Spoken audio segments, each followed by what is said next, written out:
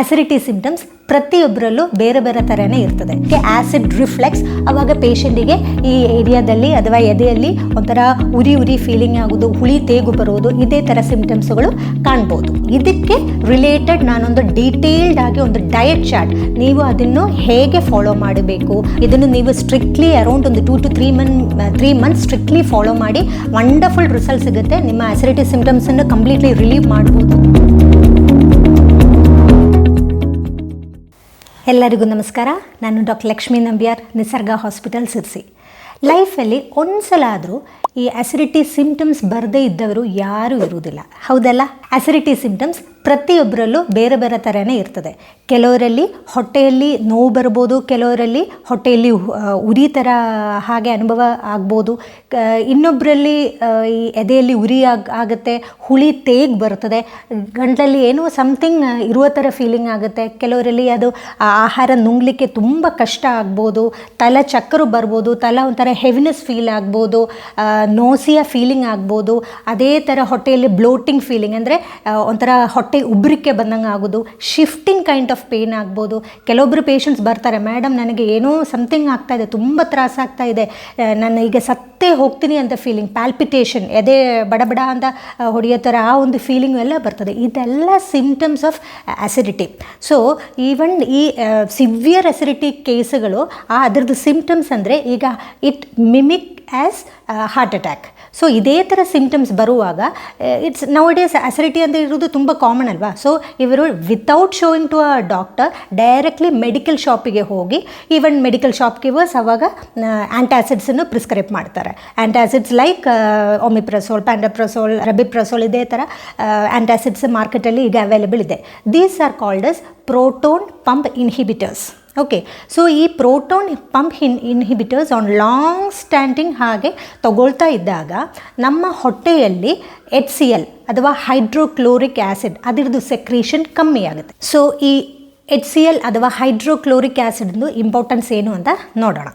Hydrochloric acid it's very important. ಅಂದರೆ ನಾವು ತಗೊಳ್ಳೋ ಆಹಾರ ಸರಿಯಾಗಿ ಜೀರ್ಣ ಆಗಲಿಕ್ಕೆ, ಅದೇ ಥರ ಪ್ರೋಟೀನ್ ಕರೆಕ್ಟಾಗಿ ಬ್ರೇಕ್ ಡೌನ್ ಆಗಲಿಕ್ಕೆ, ಅದೇ ಥರ ಫುಡ್ ಪಾರ್ಟಿಕಲ್ಸಲ್ಲಿ ಫುಡ್ಡಲ್ಲಿ ಇರುವ ವೈಟಮಿನ್ಸ್ ಆ್ಯಂಡ್ ಮಿನರಲ್ಸ್ ಕರೆಕ್ಟಾಗಿ ನಮ್ಮ ಬಾಡಿಗೆ ಅಬ್ಸಾರ್ಬ್ ಆಗಲಿಕ್ಕೆ ಹೊಟ್ಟೆಯಲ್ಲಿ HCl ಆ ಒಂದು pH ಮೇಂಟೈನ್ ಮಾಡಲೇಬೇಕು. ಓಕೆ, ಸೊ ಈ ಓವರಾಗಿ ಇರುವ ಈ ಪ್ರೋಟೋನ್ ಪಂಪ್ ಇನ್ಹಿಬಿಟರ್ಸ್ ಅಥವಾ ಆ್ಯಂಟಾಸಿಡ್ಸ್ ತಗೊಳ್ಳೋದ್ರಿಂದ ನಮ್ಮ ಈ HCl ಸೆಕ್ರೀಷನ್ ಕಡಿಮೆ ಆಗ್ತಾ ಹೋಗುತ್ತೆ. ಸೊ ದ್ಯಾಟ್ ನೋಡಿ, ಈಗ ಈ acidity patients they will be A chronic acidity patients life long ಹಾಗೆ ಆಗಿರ್ತದೆ. ಓಕೆ, ಸೊ ಈಗ ಇದು ಕಂಟಿನ್ಯೂಸ್ಲಿ ತಗೊಳ್ಳೋದ್ರಿಂದ ಸಿಂಪ್ಟಮ್ಯಾಟಿಕ್ ರಿಲೀಫ್ ಪೇಷಂಟ್ಸಿಗೆ ಇರ್ತದೆ, ಬಟ್ ಅವರಲ್ಲಿ ಆ ಒಂದು ಮೆಡಿಸಿನ್ ಕಂಪ್ಲೀಟ್ಲಿ ಸ್ಟಾಪ್ ಮಾಡಿದ ಮೇಲೆ ಎಗೇನ್ ಈ ಥರ ಸಿಂಪ್ಟಮ್ಸ್ಗಳೆಲ್ಲ ರೀಬೌಂಡ್ ಆಗುತ್ತೆ. ಯಾಕೆಂದರೆ ನಮ್ಮ ಗ್ಯಾಸ್ಟ್ರಿನ್ ಅಂತ ಒಂದು ಹಾರ್ಮೋನ್ ಹೊಟ್ಟೆಯಲ್ಲಿ ಇರುವ ಪೆರೈಟಲ್ ಸೆಲ್ಸ್ ಅದನ್ನು ಸ್ಟಿಮ್ಯುಲೇಟ್ ಮಾಡುವಾಗ parietal cells will secrete HCl ಅಥವಾ ಹೈಡ್ರೋಕ್ಲೋರಿಕ್ ಆ್ಯಸಿಡ್. ಸೊ ಇದು ನಮ್ಮ ನಾರ್ಮಲ್ ಪ್ರಾಪರ್ ಡೈಜೆಷನಿಗೆ, ಫುಡ್ ಡೈಜೆಷನಿಗೆ ವೆರಿ ಇಂಪಾರ್ಟೆಂಟ್ ಅಂತ ನಾನು ಆವಾಗಲೇ ಹೇಳಿದ್ದೆ, ಹೌದಲ್ಲ? ಸೊ ಈ ಕಂಟಿನ್ಯೂಸ್ ಯೂಸೇಜ್ ಆಫ್ ಆ್ಯಂಟಾಸಿಡ್ಸ್ ಈ ನಮ್ಮ ಈ HCl ಲೆವೆಲ್ಸನ್ನು ಹಾಗೆ ತುಂಬ ಕಡಿಮೆ ಮಾಡಿ ಓವರಾಲ್ ಈ ಆ್ಯಸಿಡ್ pH ಏನಿದೆಯೋ ಅದನ್ನು ಆಲ್ಕಲೈನ್ pH ಆಗಿ ಕನ್ವರ್ಟ್ ಮಾಡಿ ಆಟೋಮ್ಯಾಟಿಕಲಿ ನಮ್ಮ ಬಾಡಿಯಲ್ಲಿ, ನಮ್ಮ ಹೊಟ್ಟೆಯಲ್ಲಿ ಆಹಾರ ಸರಿಯಾಗಿ ಜೀರ್ಣ ಆಗದೇ ಇರುವ ಒಂದು ಅವಸ್ಥೆಗೆ ಬರ್ತದೆ.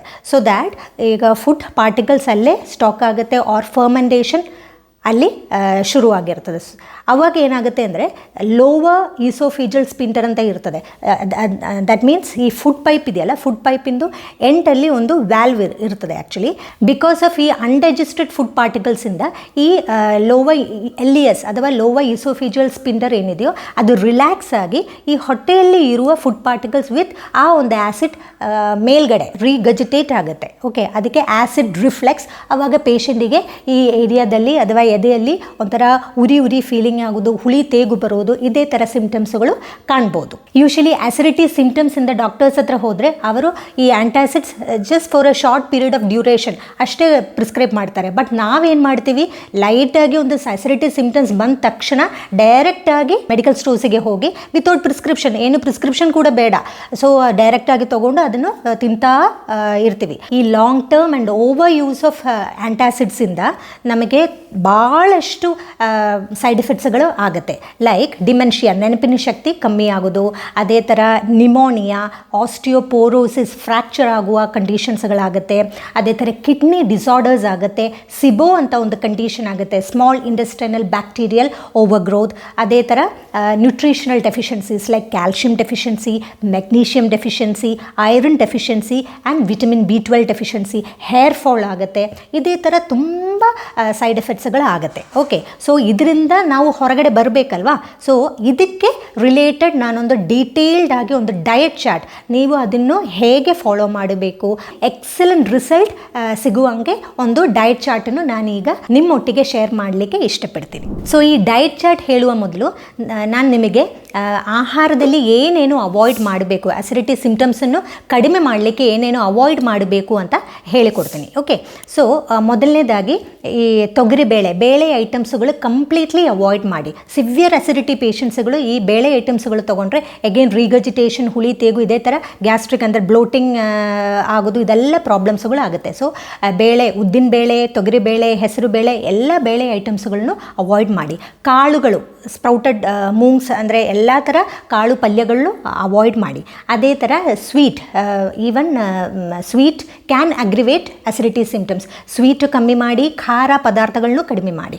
ಓಕೆ, ಇದರೊಟ್ಟಿಗೆ ಗೋಧಿಯಲ್ಲಿ ಇರುವ ಗ್ಲೂಟನ್ ಅಂತ content, it is a gastric irritant.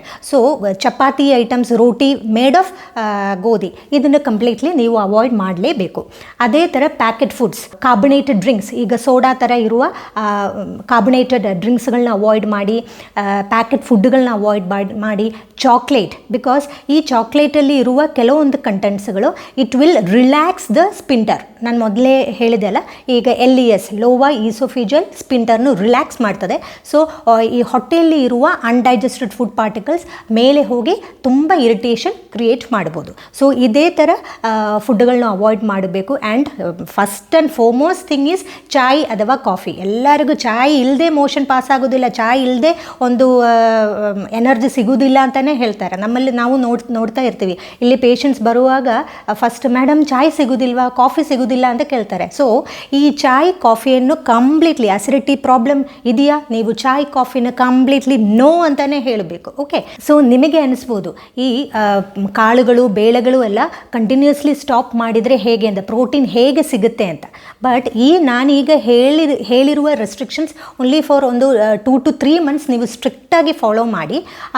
So ಈ ಡಯಟ್ ಕರೆಕ್ಟಾಗಿ ಫಾಲೋ ಮಾಡೋದ್ರಿಂದ ನಮ್ಮ ಗ್ಯಾಸ್ಟ್ರಿಕ್ ಮ್ಯೂಕಸದಲ್ಲಿ ಇರುವ ಇಂಜುರೀಸ್ ಅಥವಾ ಅದರಲ್ಲಿ ಇರುವ ಅಲ್ಸರ್ಸ್ ಇದನ್ನೆಲ್ಲ ಹೀಲಪ್ ಆಗಲಿಕ್ಕೆ ತುಂಬ ಹೆಲ್ಪ್ ಆಗುತ್ತೆ. ಸೊ ಈಗ ನಾವು ಪ್ರೋಟೀನ್ ತಿಂತೀವಿ, ಕಾಳು ತಿಂತೀವಿ, ಬಟ್ ಅದು ಸರಿಯಾಗಿ ಜೀರ್ಣ ಆಗದೆ ನಮಗೆ ಹೊಟ್ಟೆ ಉಬ್ರಿಕೆ ಅದೆಲ್ಲ ಆಗಿ ಏನು ಪ್ರಯೋಜನ? ಸೊ ನಮಗೆ ಸಫರಿಂಗ್ಸೇ ಜಾಸ್ತಿ ಆಗುತ್ತೆ ಅಲ್ವಾ. ಏನು ಅದು ಸರಿಯಾಗಿ ಅಬ್ಸರ್ಬ್ ಆಗೋದಿಲ್ಲ, ಅದರಿಂದ ನಮಗೆ ಎನರ್ಜಿನೂ ಸಿಗೋದಿಲ್ಲ, ಪ್ರಾಪರ್ ಒಂದು ನ್ಯೂಟ್ರಿಯೆಂಟ್ಸು ಸಿಗೋದಿಲ್ಲ ಬಾಡಿಗೆ. ಸೊ ಅದಕ್ಕೆ ಈ ಒಂದು ಡಯಟನ್ನು ನೀವು ಸ್ಟ್ರಿಕ್ಟ್ಲಿ ಫಾಲೋ ಮಾಡಿ. ಸೊ ಈ ಅಸಿಡಿಟಿ ಇದ್ದವರು ಯಾವ ಥರ ಡಯಟ್ ಚಾರ್ಟನ್ನು ಫಾಲೋ ಮಾಡಬೇಕು ಅಂತ ನೋಡೋಣ. ಮೊದಲನೇದಾಗಿ ನೀರನ್ನು ಸೇವಿಸೋದು. ದಿವಸಕ್ಕೆ ಅರೌಂಡ್ ಒಂದು 2 to 3 ಲೀಟ್ರು ನೀರು ಸೇವಿಸಿದರೆ ತುಂಬ ಒಳ್ಳೆಯದು. ಸೊ ಬೆಳಗ್ಗೆ ಎದ್ದ ತಕ್ಷಣ ಮೇ ಬಿ ಅರೌಂಡ್ ಒಂದು 6 ಗಂಟೆಗೆ ಎಲ್ಲರೂ ನಾರ್ಮಲಿ ಹೇಳ್ತಾರಲ್ಲ, ಸೊ 6 ಗಂಟೆ ಎದ್ದ ತಕ್ಷಣ 1 ಅಥವಾ 2 ಗ್ಲಾಸು ನೀರು, ಅದು ಬಿಸಿ ನೀರು ಇರ್ಬೋದು ಅಥವಾ ಬೆಚ್ಚಗೆ ನೀರು ಇರ್ಬೋದು ಅಥವಾ ತಣ್ಣೀರು. ಈಗ ಬಿಸಿ ನೀರು ಕುಡಿದರೆ ಏನಾಗುತ್ತೆ ಅಂದರೆ ನಮಗೆ ಮೋಷನ್ ಪಾಸ್ ಮಾಡಬೇಕು ಅಂತ ಒಂದು ರಿಫ್ಲೆಕ್ಸ್ ಬರ್ತದೆ. ಸೊ ಹೊಟ್ಟೆ ಅಂದರೆ ಮೋಷನ್ ಕ್ಲಿಯರ್ ಆದರೆ ಅಷ್ಟೇ ನಮಗೆ ಬ್ಲೋಟಿಂಗ್ ಅದೇ ಥರ ಡೈಜೆಷನ್ ಪ್ರಾಪರ್ ಆಗಲಿಕ್ಕೂ ಅದು ತುಂಬ ಹೆಲ್ಪ್ ಆಗುತ್ತೆ. ಸೊ ನೆಕ್ಸ್ಟ್ ಅರೌಂಡ್ ಒಂದು 7-7:30 ಟೈಮ್, ಆ ಟೈಮಿಗೆ ನಾರ್ಮಲಿ ಎಲ್ಲರೂ ಚಾಯ್ ಕಾಫಿ ಕುಡಿಯೋ ಟೈಮ್. ಸೊ ಅದ್ರ ಬದಲು ನೀವು ಒಂದು ಗ್ಲಾಸ್ ಆಫ್ ಬೂದ ಕುಂಬಳಕಾಯಿ ಜ್ಯೂಸನ್ನು ತೊಗೊಳ್ಳಿ, ಆಶ್ಗಾರ್ಡ್ ಜ್ಯೂಸ್. ಸೊ ಅದು ನೀವು ಸಿಪ್ಪೆಯನ್ನು ತೆಗೆದು ಅರೌಂಡ್ ಒಂದು 4 to ಸಣ್ಣ ಪೀಸುಗಳು, ಅರೌಂಡ್ ಒಂದು 4 to 5 ಪೀಸಸ್ ಹಾಗೆ ಮಿಕ್ಸಿ ಜಾರಿಗೆ ಹಾಕಿ ಸ್ವಲ್ಪ ನೀರು ಹಾಕಿ ಅದನ್ನು ಸರಿಯಾಗಿ ಬೀಸಿ ಅದನ್ನು ತೊಗೋಬೋದು. ಬೂದ ಕುಂಬಳಕಾಯಿ ಸಿಗಲಿಲ್ಲ ಅಂದರೆ you can even another option is ಸೋರೆಕಾಯಿ ಜ್ಯೂಸ್ ಅಥವಾ ಬಾಳೆ ದಿಂಡಿನ ರಸ. ಇದು 3 ಆಲ್ಕಲೈನ್ ಜ್ಯೂಸ್ ಆಗೋದ್ರಿಂದ ಈಗ ಅಸಿಡಿಟಿಯಿಂದ ಬರುವ ಆ ಒಂದು ಸಿಂಪ್ಟಮ್ಯಾಟಿಕ್ ರಿಲೀಫ್ ಕೊಡಲಿಕ್ಕೆ ತುಂಬ ಒಳ್ಳೆಯದು. ನೆಕ್ಸ್ಟ್ ಈಸ್ ಅರೌಂಡ್ ಒಂದು 9 ಗಂಟೆ ಅಷ್ಟೊತ್ತಿಗೆ ಬ್ರೇಕ್ಫಾಸ್ಟ್.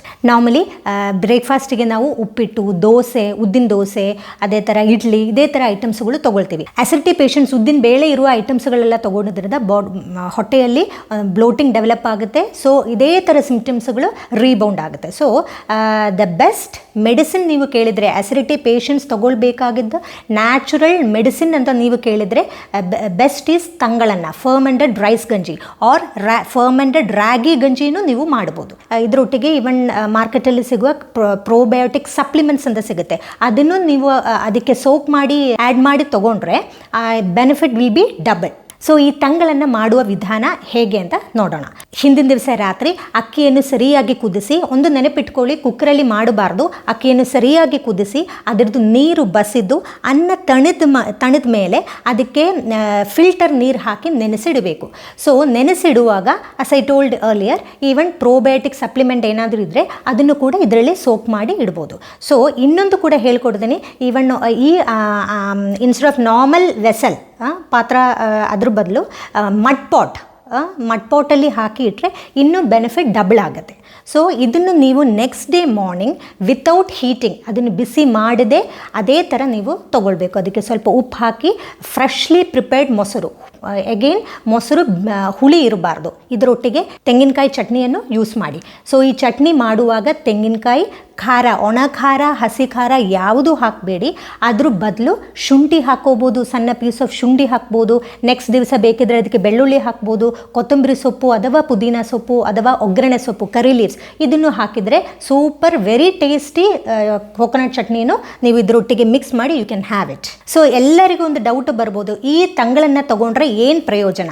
ಈ ತಂಗಳನ್ನು ತಗೊಳ್ಳೋದ್ರಿಂದ ಅದರಲ್ಲಿ ಒಳ್ಳೆ bacterias like lactobacillus, bifido bacterium, ಇದೇ ಥರ ಬ್ಯಾಕ್ಟೀರಿಯಾಗಳು ಡೆವಲಪ್ ಆಗುತ್ತೆ. ಸೊ ಅದು ತಗೊಳ್ಳೋದ್ರಿಂದ ನಮ್ಮ ಹೊಟ್ಟೆಯಲ್ಲಿ ಇದರದ್ದು ಉತ್ಪಾದನೆ ಹೆಚ್ಚಾಗುತ್ತೆ. ಸೊ ಈ ತಂಗಳನ್ನು ತಗೊಂಡ್ಮೇಲೆ ಒಂದು ಹಾಫ್ ಆನ್ ಅವರ್ ಬಿಟ್ಟು ಒಂದು ಗ್ಲಾಸ್ ಆಫ್ ಜೀರಿಗೆ ಕಷಾಯವನ್ನು ತಗೋಬೋದು. That is one of the best coming drink. So ಈ ಜೀರಾ ಕಷಾಯ ಮಾಡುವ ವಿಧಾನ ಕೂಡ ನಾನು ಹೇಳಿಕೊಡ್ತೀನಿ. ಸಿಂಪಲಾಗಿ ಯಾರು ಬೇಕಿದ್ರೂ ಎನಿ ಟೈಮ್ ಬೇಕಿದ್ರೂ ಮಾಡ್ಬೋದು. ಒಂದು ಗ್ಲಾಸ್ ನೀರಿಗೆ ಒಂದು ಚಮಚ ಜೀರಿಗೆ, ಒಂದು ಚಿಟಿಕೆ ಆಫ್ ಅಜ್ವೈನ್ ಆರ್ ಓಂ ಕಾಳು, 2ರಿಂದ 3 ಕೊತ್ತಂಬರಿ ಕಾಳು. ಸೊ ಅದನ್ನು ಜಜ್ಜಿ ಒಂದು ಗ್ಲಾಸ್ ನೀರಿಗೆ ಹಾಕಿ ಸಿಮ್ಮಲ್ಲಿ ಇಟ್ಟು, ಲೋ ಫ್ಲೇಮಲ್ಲಿ ಇಟ್ಟು ಅರೌಂಡ್ 2 to 3 ಮಿನಿಟ್ಸ್ ಅದನ್ನು ಕುದಿಸಿ ಸೋರಿಸಿ ಅದನ್ನು ತೊಗೋಬೋದು. So you can actually stock it.